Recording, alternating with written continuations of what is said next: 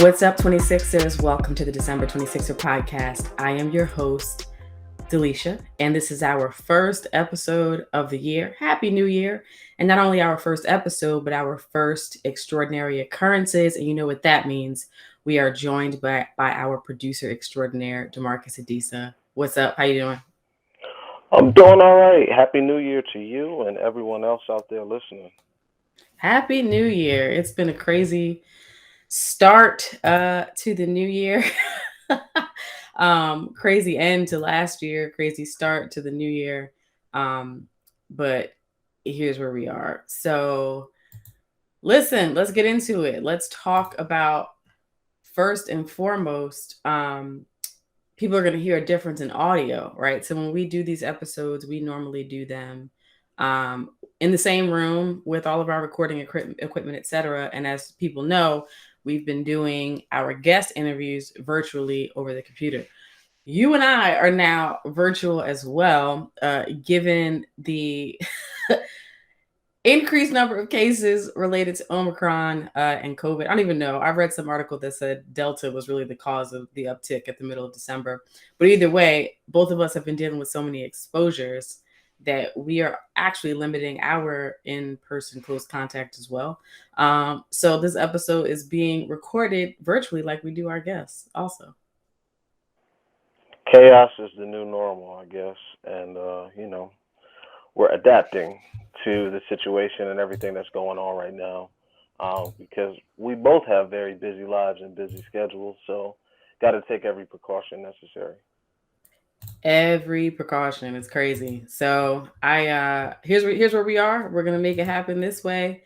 At this point, I'm so used to having to deal with this situation that like I'm just learning to just roll with the punches, and that is what we are doing here. So I think we're actually on schedule with respect to extraordinary occurrences. You know, we've always been kind of loose with those in terms of when we record them.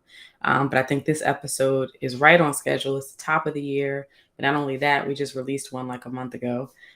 So it's good to be doing this at the frequency that we intend to do them normally. But with that being said, what did your December look like? My December was just busy, very busy. Just business has just been picking up. As I went back down to Georgia for the fifth time this year, which was good. I shot a graduation. I also got to watch my best friend graduate, which was like phenomenal. Almost brought a little tear to my eye, all misty eyed. If you have listeners, if you have never gone to a HBCU graduation, do yourself a favor and go. It's like a wedding, a baby shower, and a family reunion just rolled into one. It's a very unique experience that I don't feel like you can experience anywhere else. But aside from that, just projects, trying to stay on top of work. This end of the year surge, no pun intended. How about you? Yeah, man. I mean, I am unfortunately in a profession and in a practice area where I never have a calm December, like ever. So I'm always gearing up to work through the end of the year because I'm a transactional lawyer. So you know what that means, deals. And if you're following a regular calendar year, the fourth quarter, as with anything, and the end of the year is always super, super busy as people try to get signatures on the line before the 31st or by the 31st. So I'm always used to December being a bit of a blur, which is funny because, like, as long as I've been practicing law at this point, it'll be 12 years. That's crazy. 12 years next week. I just want to shed a tear just thinking about that. But a lot of people still don't understand, like, kind of what I do. So even at the beginning of my career when I was a litigator, I remember being in cases and like being on the road. I remember taking depositions. Like I had a deposition in Chicago one year, like on the 23rd, snowy Chicago, like praying I made it home. So my entire career, I've been used to this, right? The people around me aren't really used to it because I'm always trying to fit in events and holiday stuff in the middle of just being busy and kind of burnt out from the year. So I didn't really have the holiday stuff this year because now granted, I had a few things on my calendar But the way people were popping up with COVID, like people that I was supposed to meet up with who were hitting me up like, yeah, by the way, I'm COVID positive, or somebody in my house has COVID. So a lot of that got canceled. But what I realized is, as much as I'm used to a busy work cycle at the end of the year, this year, man, I got to Thanksgiving and I really didn't have anything left to give. It was crazy. Like I just, and thinking back on the year and what we have collectively and individually experienced, um, it's not a surprise, but like I really struggled. I crawled to across the finish line at the end of 2021, and I think that's just due to a lot of things. The loss, of course, work being busy. We literally podcasted 52 episodes. The things that have happened to me professionally, which were really great, but like was a lot. I think just all of it together, I was just really depleted by the time, the end of the year rolled around. So my focus going into January really is just self-care and kind of refilling my tank a bit. And most people do that in December. I've always had to do it in January, and it's of even more importance this year because of how hard and how taxing last year was. So I'm happy to have made it through. I'm happy to be here and be healthy. um, but definitely feeling the effects of 2021 for sure. I really feel like you feeling the effects of like 2013. Like this has just been a consistent grind. Like you still moving. You like LeBron. You still moving. You still putting up numbers, but you've been in the league for a while, and this ain't necessarily normal circumstances that you would be playing under. And I feel like that's like that for everyone right now. Just the climate that we're going in. It's like it doesn't even feel like that was 2021. It feels like it was 2022 the remix, like the extended version, director's cut, because things have not been the same since 2020, in my opinion, and it was already sort of compounded because of just the schedule keeping up before things got crazy.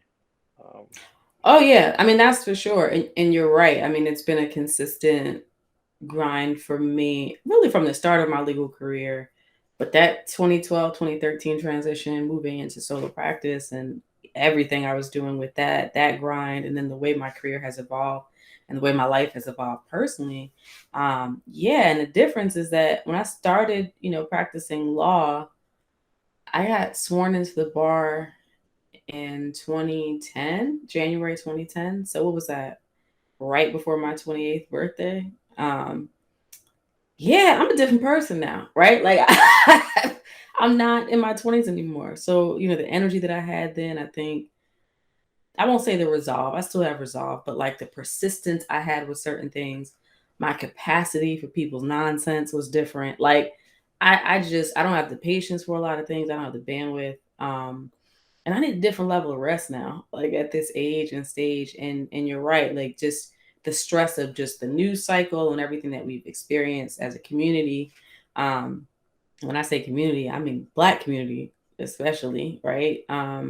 That has all taken its toll for sure. I definitely feel the impact of all of that. So I mean, we could talk about resolutions. And how we feel about individually about resolutions for 2020. But right now, my real goal is self care, right, and to refill the tank. But in the midst of like all of that, what's so crazy is I had two major things happen in December. One of which I can't talk about yet, but it's coming. But the other was getting that award, which is so funny because so much has happened. I almost forgot about it. I feel like this would be the time that you cue like the sound effects, like "Hey," and the confetti falls from the ceiling for the award. Talk about that award. Go ahead, dig yourself up. Yeah, so essentially what happened is I got a LinkedIn message, I guess sometime in November, that was like, "Oh, congratulations on your nomination." And I was like, "What nomination?" So I hadn't been told, but I had been nominated for an award to be on the 2020. I don't know if they call it 2021 or 2022. I'm not sure. But Inspiring FinTech Females list, which is put out by NYC FinTech Women. And most people know I'm a lawyer. I think I said I'm a tech lawyer on here, but I'm especially a fintech lawyer. That's what I do particularly. So I had heard about the nomination and but kind of put it out of my head, right? Until something like you know me very well. Until something is like real and in front of my face, I don't really focus on it that much. Like it has to materialize for me to really be that invested in it. And I don't know if that's a protective measure from disappointment. I don't really know, but that's just the way that I function. Um, so I didn't really think about it. And then I got this email that was like, hey, out of hundreds of submissions, you're one of the people who are on the list. Um, and so that was a great surprise. And to see some of the women that I was on the list with, I felt incredibly honored. And then also to be on the list in the leader category, because there are a few different categories like network builder, money mover, leader, and part of the characteristic that is put out there as a leader for that category is like fighting for equity and inclusion, and I'm very passionate about that. So that was cool. Like the being put on that list was great, and I was like really honored. But then I really didn't expect for it to pick up momentum the way it did. Like when it was announced, and I'm still getting notifications and messages from that. And it's something to go to the New York Stock Exchange and for the event and to see your face and name on all the jumbotrons there. So that was a moment that made me feel good and proud, and to think about just where we come from. And it's become such a cliche to say you're your ancestors' wildest dreams, but like thinking about the decisions that the generations before us made and how all of those decisions contribute to the opportunities that we've had, and to see some of that materialize, like it's crazy. So that's really what It's I took in. crazy. It's really crazy. I always say, if somebody would have made a different decision, I'd be either picking oranges in Florida or cutting sugar cane somewhere in Jamaica. Right. So, you think about that, like maternal grandparents making a decision to come northeast, to the northeast, paternal grandmother making a decision to emigrate to the US, and just decision after decision after decision. Um, and so, how those decisions create opportunity, and being able to seize those opportunities, and um, now looking into your own life and how you've added to those decisions, you've made your own decisions, and really seeing the fruit of that labor in some ways.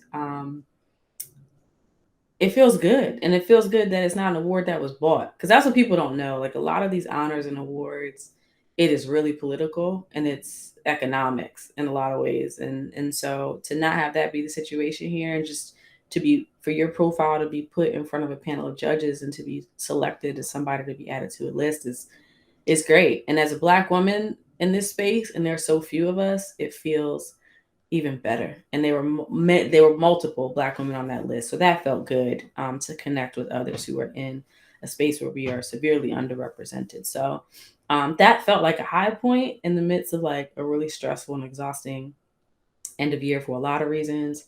Um, so yeah, I'm kind of still riding high on that, and looking to see how things kind of shake out in 2022. Now, can I ask you a question? Go for it. Can I play co-host for a second? And Hmm. little brother, how do you feel about being more public facing and your professional career, um, kind of coming out and intertwining with your passion projects? Yeah, I mean, you and I had some conversations about that offline. I'm gonna be very honest. That is was very something that was very difficult for me to wrap my mind around. I have been a person in the last, I guess, 5 6 years who's really kept those worlds separate. Like if people follow me and the things that I've done, even outside of this show, they'll notice that like any speaking that I've done, I'll allow them to say that I'm an attorney. I don't allow them to say where I work. Um, Ever since I left solo practice and went in house, I've been very big on separation of church and state. And for me, I think that was driven by never wanting what I do during the day, that community and that cohort in my life, to feel like what I do and the passion projects that I'm really serious about are taking away or diverting my attention, because the reality of it is not. And the reason why we're both so tired generally at the end of the year is because this all happens outside of real work. So odd hours, weekends, vacation days, all of those things. So I have worked really hard to kind of keep this. I mean, we talk about the show as like this little underground kind of cult following thing that we have, and if you know, you know. And now I'm in a situation where that's not the case anymore. And the philanthropy that we've done, you know, the community work, the show, the award, all of that means that my worlds are colliding. And if anybody knows anything about reaching a certain level in their career where they work for any kind of company, if you don't work for yourself, there comes a time where your personal brand is going to become a topic of conversation, right? And it will be for the better in most cases, unless you're out there talking crazy. But because you are at a level now where you represent them, right? Even if what you're doing is not representing them, it's the fact that you're out in the world and all it takes is a quick LinkedIn search to know where you work. So you're automatically connected. I knew that I was approaching that place in my career. Um, but I'm fortunate in that, and this is where I'll pat myself on the back, in that I've made some career moves to prepare for this moment. I knew that it was going to happen. I knew I would be less comfortable with it if I was still on Wall Street, you know. So now that I've moved into this tech space, I was in the tech space just at a very large corporation, but now that I've moved to more hip progressive sort of disruptor space, it feels better. It feels better. You can speak tongues at work. so so yeah, like that has been cool. But still, like I told you, like I knew it was coming. I was like, man, my cover's about to be blown at this point. Like people are digging into me way too much as people start to work on employee profiles for you and all this other stuff. Like it's out there. And it really took like me running it by people that I whose opinions that I value to be like, nah, this is a great thing. Everything that you do outside of work contributes to who you are as a person. Diversity of thought, um, diversified interests, more satisfaction at work because you do have these outlets and you're not consumed by just this one thing. And be clear, like you're a black female tech lawyer. Everything about you and what makes you multifaceted is a positive reflection on the people that you work with, right? And the company that you work for. So I think when I started thinking about it that way, it made me much more comfortable with it, and it helped me to see it in a different light. And someone said something to me, an executive coach said to me like, this is what being a leader and executive really is. It's no longer about just doing the work and executing. It's about being out in the world and being seen and getting the awards and raising your profile. And I think as, you know, I'll speak to black professionals. We are socialized to keep our heads down and just get the work done. Work hard, you know, the old adage, you got to work twice as hard to get half as much. Um, and we do that. We go in, we grind out in hopes that we're rewarded either financially or otherwise for working so hard. Um, but there comes a point in your career where you have to start thinking of yourself as a leader, as an executive, as somebody who's blazing trails and who really wants to take their career to the next level. And that goes for entrepreneurship, whether you're an employee, a partpreneur, it doesn't matter. And that involves other things than just working hard. And I think anybody who's been around the block a couple of times will tell you that just putting your head down and grinding out and working hard is not enough. No, it's not enough. You have to think about a personal brand. You always had to think about a personal brand in hindsight, but it's a little bit different now since there's a lot more static and a lot more noise out there that you have to cut through to make yourself stand out in order to get ahead. And I think being public facing, you know, shoot, Will Smith is public facing now. Before we didn't know what he was doing in the background, but like there's so many people, you always use celebrities as a parallel because it's so relatable who have opened up their lives now because this is what it means in 2022 to forge ahead and to build a brand. And if you're trying to achieve something, it's to share more about yourself and the workings of your life. It's crazy. Like you mentioned Will Smith. I listened to his memoir. Um, have you finished it as well? Yeah, I finished his memoir as well. Yeah, I mean, I have strong feelings about it. Work ethic undeniable, absolutely. Had no idea a lot of the stuff that he brought up about the inner workings of his personal life from his upbringing or otherwise. But you're right. It's people want to see your humanity. They want to know the backstory. They want to be they want to come behind the curtain a little bit more, in a way that just wasn't the case. I don't think I'll ever be that person who just shares every detail of their waking life. Like that's not my jam. But it is true. Like it's not enough anymore to just be good at your job or be an expert in this one thing or be really talented. Um, you got to present the whole person, and I think there are people who get around that, like certain celebrities, like I don't think Sean Carter is ever going to be like tweeting like that or on IG in that way. Right. Neither Beyonce either. Right. Exactly. But like I think when you reach a certain level in your career and you're like out there in the stratosphere in that way, that's probably possible. And it works for some. And some people may say Will's already in the stratosphere and didn't have to do this. But I think that formula of being really mysterious and private and just putting all of it into your art, be it music or otherwise, works for some people. And it doesn't work for others. I mean, you you brought it up. There's a lot of noise out there. There are a lot of voices out there. And I'll be honest, in thinking about this show, the December 26th brand, the offshoot of that, which is sort of the DG brand, what I got going on, as well.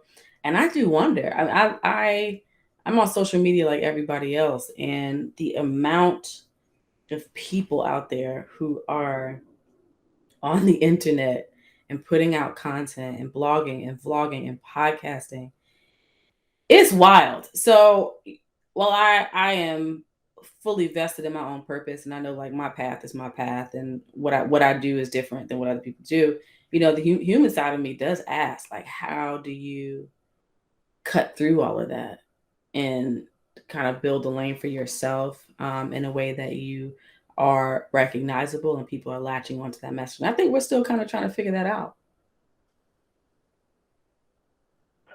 Yeah, I think it's it's a very unique algorithm. I totally butchered that word. It's a unique algorithm that you have to figure out for yourself if you want to do it and do it in a meaningful way, right? And an authentic way, and not just be a person that's out here just seeking attention by any means. Exactly, because you notice that everybody kind of latches on to the trends and they may consider themselves an influencer in one space or doing one thing, but you start to see the brand shift or them talking about certain topics or shooting certain themes in their videos because that's what's hot right now. I don't really want to be that person. I mean, first and foremost, I don't have the time to be that person who's just kind of following a bunch of trends. Um, but yeah, it's something to think about, like how to sort of maintain your voice and find your voice and grow your reach, expand your reach in the midst of this time and space where everybody's trying to do the same thing. And you read the snide comments online where people are like, everybody has a podcast now. It's the thing to do. If I never heard another podcast in my life, it wouldn't be a moment too soon. And that's a valid point. But at the same time, I see us differently. I'm like, A, we've been at this for 4 years. B, we engage with people in a way that not a lot of shows do. And C, I do feel like we have the Midas touch in some ways. So I'm interested to see how we grow in that perspective too. My philosophy is just everybody ain't me. I got my own unique value add to what this is. And, the feeling is, you know, it may sound crazy to some people, but that's the feeling that you have to have if you're going to step out in this world and try to do something. Hmm. And it doesn't matter what it is. It's like you could be trying to be a doctor or an architect or an engineer. Like there's hundreds of thousands of people who do these jobs, but what is your unique value add that's going to make you stand out? And you got to figure that out. And sometimes it's something intrinsic that you're born with. Sometimes it's something that you work with and develop over time. And in many cases, it's both. You know what I mean? It's something unique that you have that's just in you, but it's something that has to be cultivated through hard work. And you won't know unless you put yourself out there and continue to try and to be consistent with it over time. So, to those people who be like, hey, why is it? I'll hear another podcast. You ain't heard my podcast. You ain't seen my content. It's different over here, homie. And we experienced that on the show for the people who don't like to go through the pre-production process, and that's rare. But we do have people who are like, "Yeah, yeah, yeah. I've been on 100 podcasts. I don't need a pre-production meeting. I know how this works." And we're like, "Yeah, okay." And then they come on the show, and that generally happens with people who have handlers. And then they come on the show, and they're like, you could see it happen in the interview, where they're like, "Oh, nobody's ever asked me that before," or oh, I didn't realize we were gonna go so deep. And then when the interview is over and we press stop, people are like, this is very different than what I've experienced. Um, wow, I feel like I just purged, or I didn't expect to share that much of myself. And that's what I'm like, yeah, this is why we do the meetings that we do beforehand, because this is not your everyday podcast. This is not. No, it's not run of the mill. This is our own unique, and again, I don't think we went into it knowing exactly what we were doing, but I feel like if you do something long enough over time, your niche or your unique spin will find you. Um, Yeah. and that's where with any craft, like you have to build a foundation. I was just talking to someone about music, and a lot of times musicians they start off sounding like someone else, right? And they get to a point that's their foundation. Are artists that they idolize, that they admire, but they get to a point. The great, those artists that eventually become great artists themselves, they push past that foundation that was set and start exploring and figure out what their own unique value is, and they change the game. And then next thing you know, you have a whole generation of artists copying them, and that thing, and depending on how bright your star shines, like that thing may become a standard. Like people as time goes on, people don't even realize that you innovated because everybody does has done that thing and ran that thing into the ground. I remember I was sitting in a barbershop one time, and people were talking about who was the funniest comedian, and a bunch of older guys brought up Richard Pryor, and they showed it to some younger dudes in the shop, and they were just like unamused, like I've heard this before. And the younger dudes didn't understand, like nobody spoke like Richard Pryor before Richard Pryor. That he's so great that he's the standard. Like if you made a tree, there'd be a million branches and roots coming off from what he did. And yeah, I think anytime that you're going into something, you got to figure out, learn the basics or the rudiments of it. You have some people you may idolize or favor or want to be like, and then eventually in that process you find your own voice and your own skill and what's unique that was you add on. I think the thing that we found is we found a way to get people to be themselves as much as they can be, and to share those things that they don't often talk about, because all too often, our people especially, we walk through this world when we're public facing, doing nothing but accentuating all positive aspects and victories of ourselves. We don't talk about the setbacks. We don't talk about the losses, the valley moments. But honestly and truly, those things are what make us who we are. Absolutely.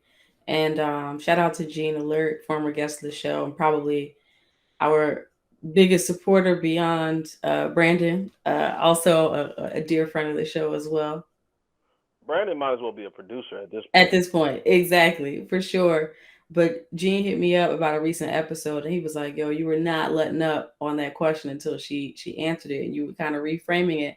And it's true, because I know that to your point, we oftentimes get addicted to a narrative, and that narrative is not dishonest. It's just the piece of the story that we want to present to the public. And oftentimes we do have people who come on the show, and I know that they're reciting whatever the narrative is that they are well versed in and that they've mastered, that shares just enough, right? Just what the pieces that they want to know. And I've been doing this long enough to know that there's always more pieces to the puzzle, and there's always more to the story. But we've been conditioned to leave out the parts that don't all feel good or don't fit in a neat package. or are not easily explained, and that can't be said in a way that we know how to articulate. That puts us in the best position, and I mean I struggle with that too. That I'm not saying that that's other people. I deal with that as well, especially being a professional and now a professional that in a very limited way is in the public eye. And what I mean by that is like if you Google me, obviously there's a lot of stuff now out on the internet about what we do. So I have to fight that as well. But part of the show is and why I'm so passionate about it, and I think what makes it great is the fact that we are encouraging people to um, put it all out there, lay it on the table, even if it's not articulate, it's not neat, and it's not a pretty package. It's a part of our humanity that needs to be recognized, and it's the parts of the story that make us unique. Um, because we all don't have the same story, and we all don't have the same challenges. There are some ties that bind us, absolutely, as black and brown folks. But there are parts to our story, and we've heard it on this show, like people having similar experiences, but how they react to those things might be different. Right. We have some similarities and shared experiences, but people take different directions. And then I think the main thing a lot of times is people are presented with different opportunities. And you Mm, have, I see the through line with a lot of people is recognizing that there's an opportunity on there and jumping on it and seizing it, the opportunity. We've had instances where people, have had opportunities earlier on in life and passed them by, and then had that feeling of regret. And it's like if something comes around again, I'm jumping down on it. I'm putting my hands and my feet on it, and I'm taking advantage of it. And I think that's the main one of the main things that happens on this show. I think a lot of, and I think it's actually starting to change a little bit. But in prior years, you hear a lot of people just talk about grinding and grinding. I just work hard, and I'm self-made, and people are starting to realize more and more, and realize it's not just that. It's finding that opportunity, meeting that person, things syncing up for you to be the hardest working person in the world doesn't necessarily mean you're going to make it at things. It's stars have to kind of align for you. right. That's And facts. there's no guarantee, and I think people are, surely coming around and starting. People are starting to understand that a little bit more. For sure. And I think like what I appreciate about the people who have come on the show is those you have those people who are like, this is all I ever wanted to do. This is the track I was on. I checked these boxes, boom, boom, boom. I might have had a challenge at this point in my career and I overcame that or whatever. But then there are people who had a total other vision for their lives, completely different. And for whatever reason, that did not shake out, and they've had to dream a new dream and figure out something else. And they are now latching onto that. And I think it's important to highlight that as well, because it's not always a fairy tale ending with the things that you might want for yourself. But there's opportunities for success and growth, and to build a life that you love, even if you got to go in a different direction. We talked about it several times before. I mean, sometimes you got to pivot. Like life ain't a straight line. Sometimes you got to pivot. Sometimes you got to turn around and go back and regroup and figure something out, or head in a completely different direction. But ultimately, you know, I feel like if your needs are being met, you're in a good mental space, you're happy with it, there's nothing wrong with it. You're not a failure. You tried something, or you went a certain way and it didn't work out, and that's a chapter and a lesson in your life. Listen, I have pivoted probably a good 6 times in my legal career. Um, yeah, I'm that over here memoir's doing a cha-cha slide. Reverse, reverse. Charlotte Brown. To the left. Take it back now, y'all. Yeah, it's crazy. Memoir is gonna be wild one day. Because it's so funny. With as much as I've spoken about, it's about like 15% of the whole story.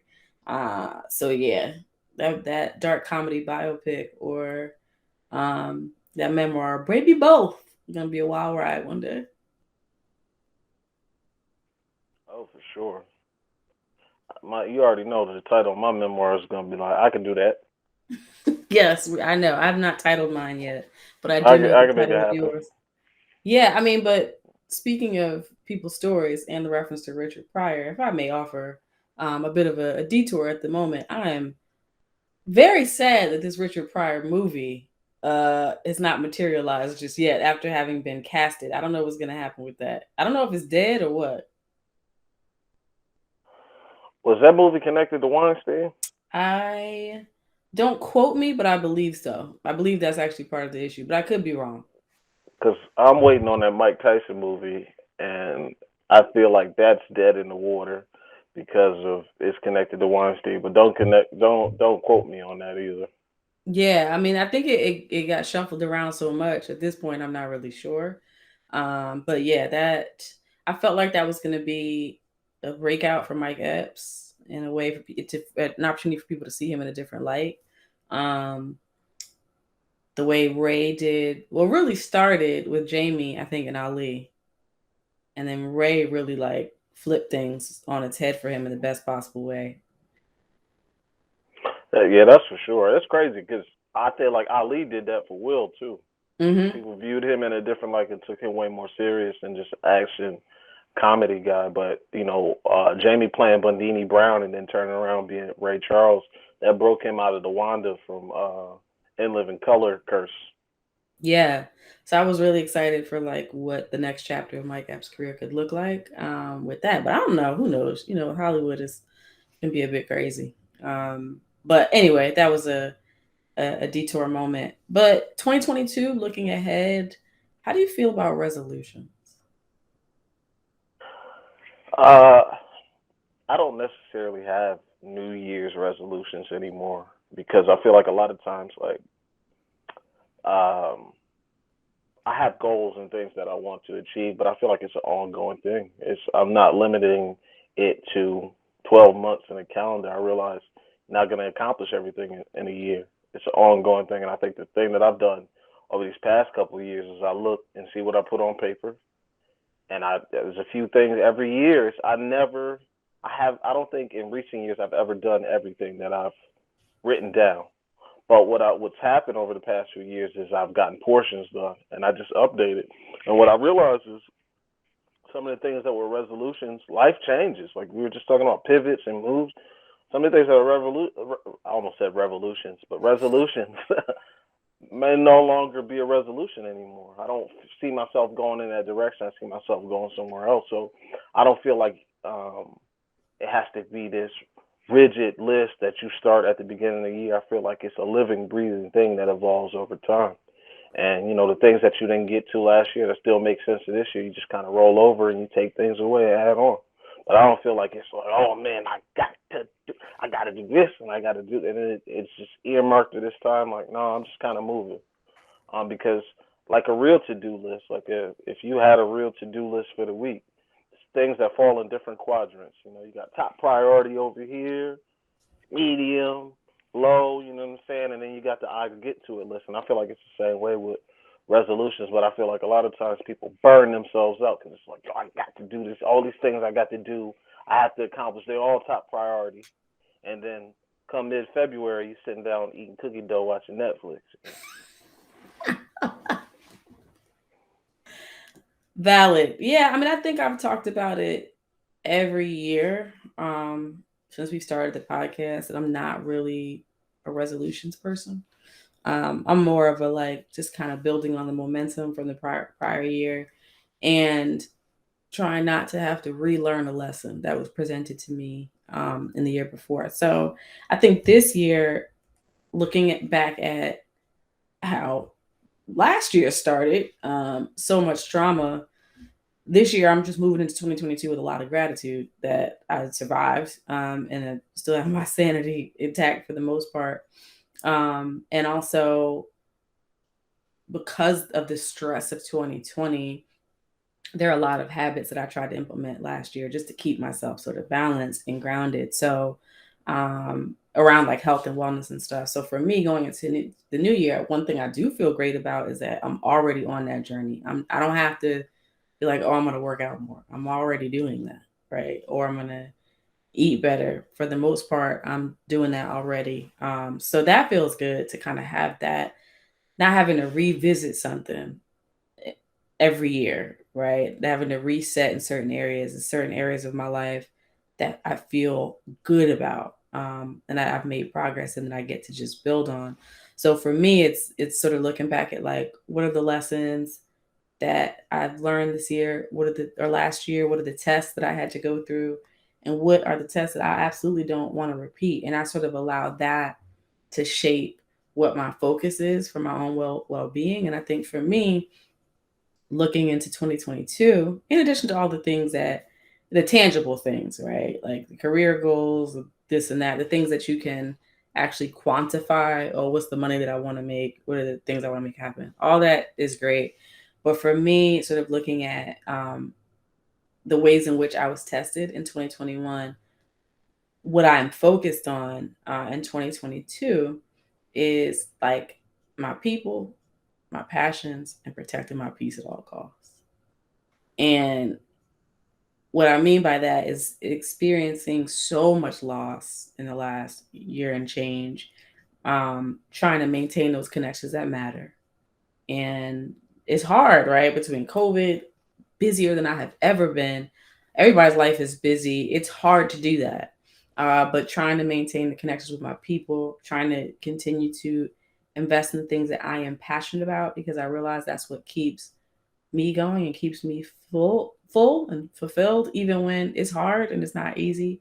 And after what we experienced last year, I value my peace and doing whatever I have to do to keep that intact more than anything at this point. So if that means new boundaries, if that means saying no more, which we talked about in the Monday Morning Move last week, if you haven't seen that, go check it out. It's out there on social media.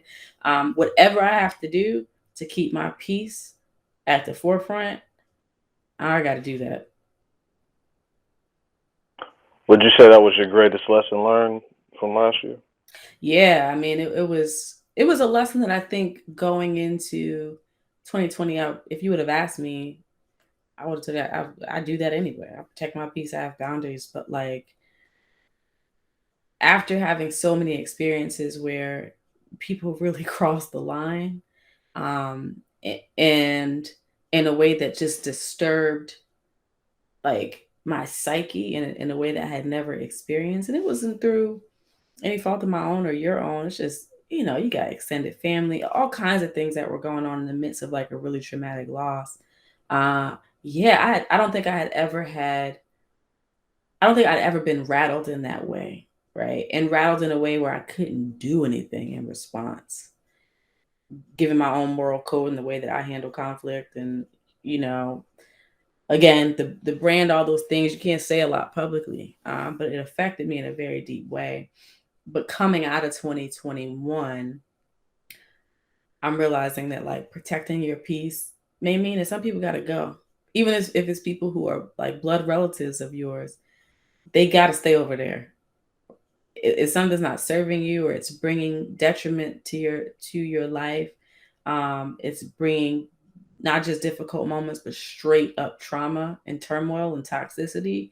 Yeah, nah, fam. Like that's not gonna happen. So that is if you would have asked me for 2021, I would have been like, yeah, I deal with issues like everybody else, but my life is pretty peaceful. Last year upended all of that. I feel like, certain lessons that we learn, but it's experiences that we have that galvanize those lessons in our mind. Um, and it's like it's stuff you know your entire life you heard, but until you had like these experiences, those lessons are not hammered in and like solid in you. If that makes any sense. And definitely this past year, I feel like I had the similar experiences, and I realized like just kind of thinking about what we always talk about, abundance and scarcity. You know what I mean?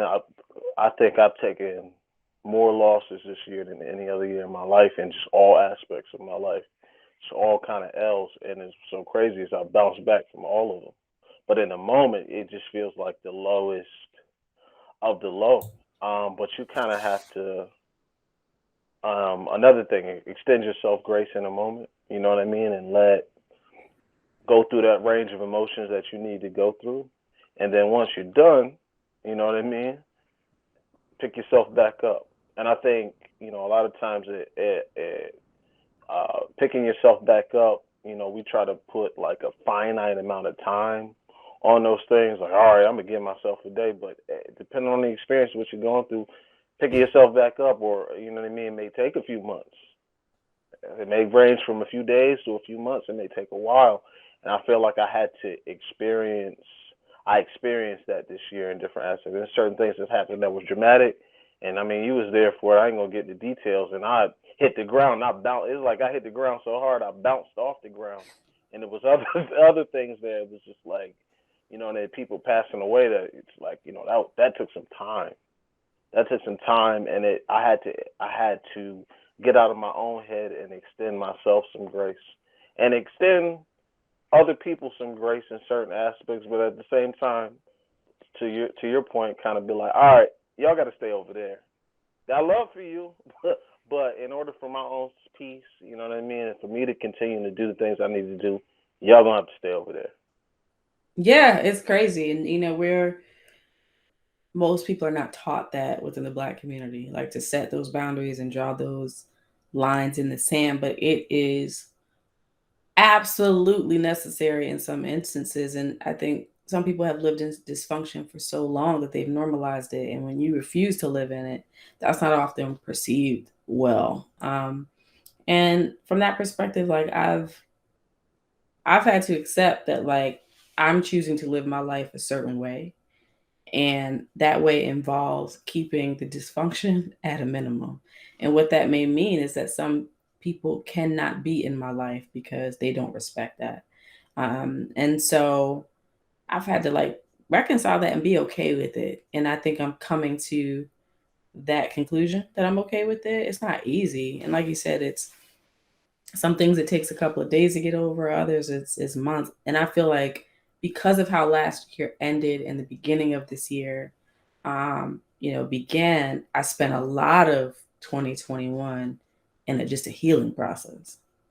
Just and that was healing on every level, like spiritual, mental, emotional, physical. It was so much stress that it affected every aspect of my life. And I'm still going through that, even physically, like my body, the stress of last year in 2020, like I feel it in my body. You sound West Indian for a second. My body, I feel it in my body, but I'm going to make a way. It's true. Like, yeah, the Caribbean jumped out of me, but it's very real. It's very real. And like, I'm about to be 40, man. In a month I will be 40. uh so that is heavy on my mind, in that, in a couple of different ways, and relevant to this conversation, and the fact that, like, yeah, things do affect me differently. As I mentioned earlier, I was 28 when I started practicing law, but like, I need more time to bounce back now. And that healing process is different. But also, moving into this next decade, thinking about, okay, what do I want from my life out of this next 10 years? And the career stuff, I mean, that's easy. I've my career has not always been easy to navigate, but it's something that I've always figured out. Even through all those pivots, um, in the end, I can look back and be like, wow, all those decisions I made is worked out for my good, and it's worked out for the better. And all of it has really contributed to where I've landed now. So that part for me, while the journey has not been easy, I have faith and I'm confident that I can figure it out. Now I'm sort of asking myself, what do you want for yourself personally? And what do you want for yourself out of the December 26th, your brand and all those things, marriage and family? How does all that work together? And that's a very different conversation, at 40 as a woman than it is at 30. So I'm asking those questions of myself, like, what does that look like?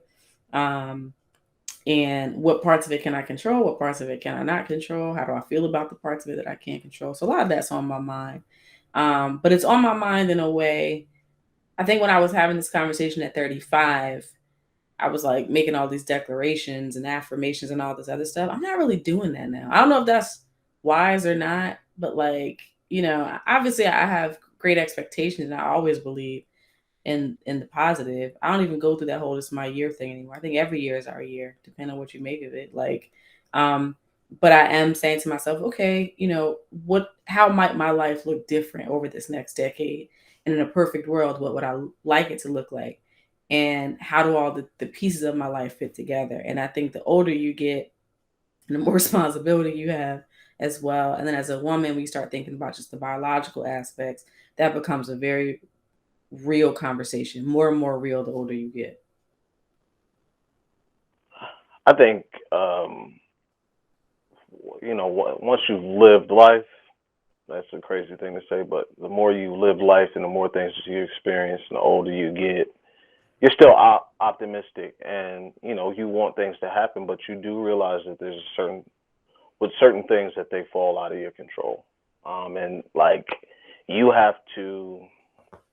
It may just sound crazy because we're always optimistic, but you have to be pragmatic about certain things, how you're going to go about it and how you think about it, because although you may have dreams and things you want for yourself, there are physical limitations on what Mm-hmm. you can do, whether it comes to work, family, life, everything. Especially if you're talking about getting married and having kids, especially as a woman. Um, it's a lot, and like I feel you on that. Like we was raised kind of, anybody that went to church, non-denominational church, late nights, early to name it and claim it. Write it out, put it on your mirror, say it every morning. And I don't think I don't necessarily think that there's anything wrong with that. You do have to look on a positive outlook, but a part of you has to be a realistic. Certain things there's possibly can be limitations. So, Absolutely. and how do you brace for that, right? Um, and think about these things tactfully, and create other plans, plan B's, or ways to kind of pivot to take advantage of what opportunity, what time that you have. And I don't know if that's necessarily a conversation that's being had more and more, especially pertaining to women like yourself who are approaching 40 and are single. You know what I mean? Because if you want a family, you want a family, but part of that is not in your control. You know what I mean? Because I swear, if I see you get on a knee and propose, I'm fighting him, Ah, and I'm picking you up first, and I'm fighting him. first of all, I will never be that woman. Every time I see that, my eyes like roll out of my head. I mean, whatever, teach his own. If that's your jam, that's your jam. But nah, that's never gonna be me. Listen, I know it's not gonna be. I'm just making a joke, but I'd be sitting there like, so you gonna come in and is his mom gonna walk him down the aisle and give him to you? He gonna have a Yeah, veil on? it's crazy. I mean, every time I see that trend, I'm like, what is happening right now? Like, are you serious? But yeah, that's not my jam. I'm very with certain things. I think I'm really progressive, but in other things, I'm pretty old school. And and, I don't and even get into this whole giving men ultimatums, like you got to propose to me or else. Like, I don't believe in any of that. but I think ultimately, I mean, if that works for you, we're in a day and age where it's common, well, not common belief, but if what you're doing works for you and it's not infringing on anybody else, more power to you. But at the same time, I think me and you share the same mindset that, you know what I mean? My program is my program, and I'm not saying that this program is a universal truth. I'm just saying this is what I want out of life, and this is what works for me. So I'm not doing that. You can do that if you want to. That works for you, fine. But I want something a little different over here, and our lives can coexist and not conflict, and it's not a problem. But that's not how I view the world. Yeah, and I think because there's been this cultural shift. I've talked to a lot of men who have said, I don't pursue women. Like, I don't court women, I don't ask women out because I don't have to. And, for somebody like me, again, whatever floats other people's boats, that's fine. But like, I don't feel the need to like switch roles in that way and be pursuing some man. Like, I just don't. Maybe that's why I'm single. I don't know. But I that's just not for me. So if those are the rules that we got to play by in 2022 and the 2.2, I'm still be single because that's just not my jam. So yeah, it's a lot. And also too, I often have conversations with um, my financial advisor. Shout out to Chad Roberson, former guest of the show as well, because our whole network at this point is basically tied to the December 26th podcast. Chad owe me a referral fee. I'm just playing, y'all. I'm just playing. It's a joke. It's a joke. Don't want to get the brother in trouble. But so we've been talking, and we always talk about like, money and this and that and the third. And even he has said some things. He's more intimately familiar with like my financial situation than anybody. He probably knows better than I do. Um, but like also, how does that play into dating and relationships? And kind of where I've arrived in my career, and also what we're preparing for, right? So not even just today, but I work in tech and what that means from a financial perspective in the next few years and all of that. And it's exciting. I mean, it's exciting from a perspective of like building generational wealth, sort of setting myself up, setting my future children up if I should still have them, the philanthropic things I want to do, our family, thinking about our mother and what I want for her in her golden years and all of that. That's cool, but it does raise a lot of questions around how does that dynamic work with a man, particularly a black man, which is what I'm inclined to date. So yeah, it could get interesting, but we're gonna see. We gonna see. Whoever you are out there floating in the ethos, we gonna see. Yeah, it's interesting because even though we've established this whole you can make all the declarations you want, I will go on record saying, I'll put this out there. I don't think that I will spend all my years on this earth unmarried. I don't think that, right? I Whatever perceptions people have about professional driven women, I think some of them are accurate and some of them are inaccurate. Sometimes you just got to get to know the person. So I feel like I have a lot to bring to a partnership, right? And if you know anything about me, you know that like I'm all about doing everything in excellence, and interpersonal relationships are no different. So I would be just as committed and invested in making that work as I am as making my career work or this show. It's just a question of timing, right? And when does that happen? Does that happen when I'm in my childbearing years? Does it not? And if it doesn't, what does that look like? And we've had the fertility conversation on the show. I was very open about the fact that I froze my eggs, which buys you some time, but it's not a fail proof process. It's not an insurance policy that is guaranteed to work. So all those things are like in my mind, and in my mind more so now turning 40, even though, from what I understand, talking to my doctor, is that more and more women are having kids over 40 now than ever and successfully doing so. But yeah, of course, those thoughts are going through my mind. I think, but where I might differ for some people is that um, I'm not so overtaken by those thoughts that it leads to depression or anxiety. And it doesn't mean every day I'm okay with it. That would be dishonest to say that. There are days that it rattles my cage, yes, but for me it's not so acute that I can't function and lead my life in a healthy manner and remain positive and have gratitude and all that stuff. It's a moment. It's a moment in time that sometimes those feelings can be a lot.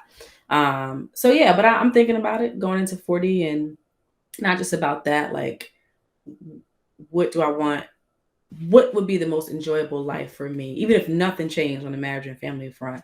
What would be the most enjoyable life for me right now? And that's what I am committed to every day, trying to create a life that I find enjoyable and peaceful with the people that I care about. So that's my focus. No resolutions, but just kind of keeping things moving.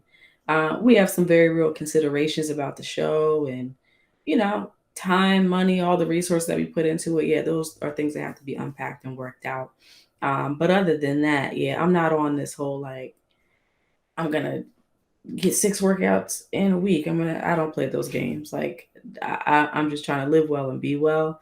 And there are things and there are habits that I've developed already that I'm going to continue, and there are new habits that will evolve over time to help with that, to build a life that I enjoy. But for the most part, like, it's the things that can't be quantified that are the most important to me coming out of the last year and a half. Amen. Anything else you want to talk about? Nah, I think that's a strong note to end on. All right. Well, listen, we already said Happy New Year. I'm really excited to see where things go for you in 2022, both separately and collectively. I know we have our own individual things we're working on as well, and progress is being made on those fronts. Also, we haven't talked about it a lot and some of the other things we got going, but it's happening. Book is moving. Things are moving in the way that we want them to. So really looking forward to that. Kudos to a strong finish to the year, business wise. This entrepreneurial game is not a joke. It's very serious. So kudos to you for finishing strong on that as well. Thank you, because Lord knows it's blood, sweat, and tears. It's a roller coaster every day. Absolutely, peaks and valleys. And to our listeners, if you've been here all year, thank you. Thank you for continuing to help us to put up numbers, grow the show, and keeping us motivated, even in the midst of all kinds of things that have happened, just tragedy, high, lows, what have you. This has been a constant. It's the people who really support the show, who post it in their stories, who tell people about it, who recommend guests, who make the connections that really keep us going, even when it feels like the last thing on the list, a long list of priorities. So we appreciate you. We're wishing you health, wealth, all of that, but most importantly, peace in 2022. Peace. So, with that being said, you know what to do. If you have enjoyed this episode, tell a friend about it, tell 3 friends, tell 5 friends. If you're enjoying the show but have not yet subscribed, go ahead and do that. Click those notifications. We look at the numbers every single week, so we appreciate every one of you. And listen, engage with us more this year. Comment, put it under our IG. We're on YouTube now, dropping the videos also. Put it there. Send us a DM, whatever you need to do. Just go ahead and interact with us. We know that you're feeling the content. If you have feedback and suggestions, we welcome that too. And as always, remember to be extraordinary on an ordinary day. Take care.